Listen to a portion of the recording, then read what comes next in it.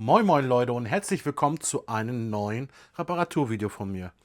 Heute habe ich von einem Kunden bekommen gehabt einen Galaxy S20 Plus von Samsung. Und bei dem Gerät hat sie Probleme, sagt sie, dass der Akku sehr schwach ist und dass ihre Ladebuchse natürlich nicht mehr richtig hält, beziehungsweise nicht mehr auf einer Seite mit dem Kabel am Laden ist. Und das wollen wir auch austauschen. Außerdem hat sie noch einen kleinen Sturzschaden auch noch gehabt. Und so hier hinten, ne, kann man bestimmt hier sehen, dass der hintere Deckel noch kaputt gegangen ist. Und diesen wollen wir ebenfalls austauschen. Also in dem Gerät tauschen wir jetzt aus den Akku, die Ladebuchse sowie die Rückseite vom Handy. Also ich würde sagen, dann legen wir auch gleich los und auf geht's.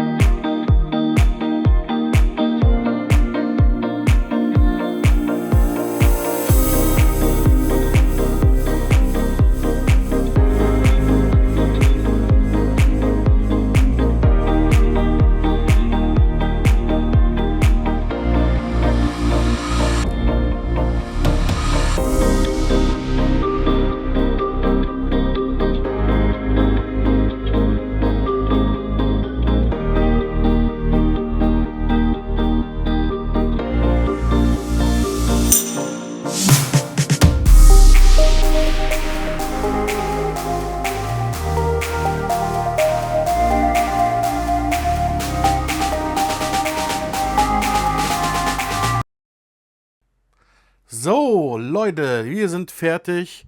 Ne, wir haben das Samsung S20 Plus wieder repariert bekommen, haben einen neuen Akku verbaut, sowie die neue Ladebuchse und einen neuen Akkudeckel. Dann sieht man ja auch hier, dass der neu ist. Ne?